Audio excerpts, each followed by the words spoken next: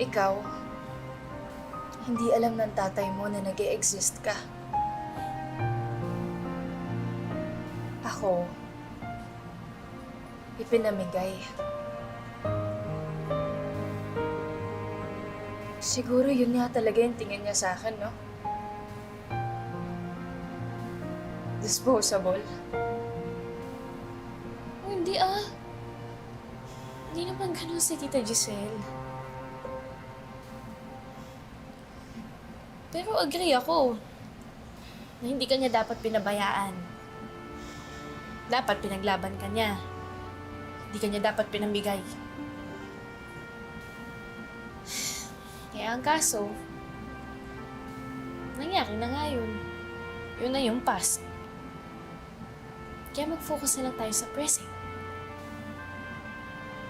Alam mo ba kung bakit present yung tawag sa present?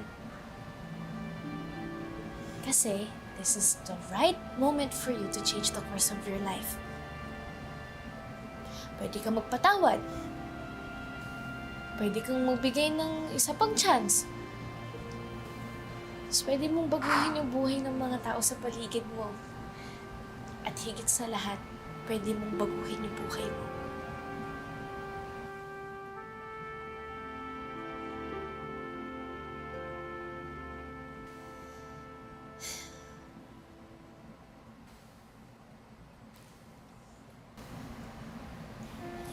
Justine,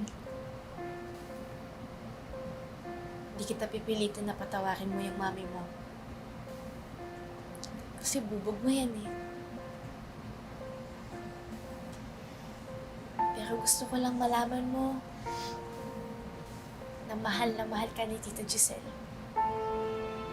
At sigurado ko masaya siya na buhay ka.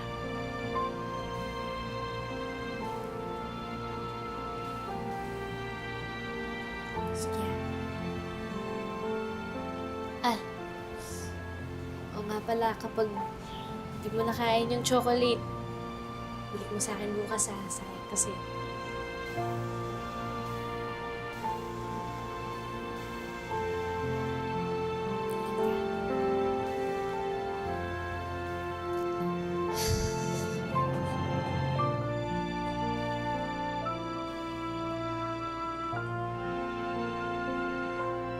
Thank you.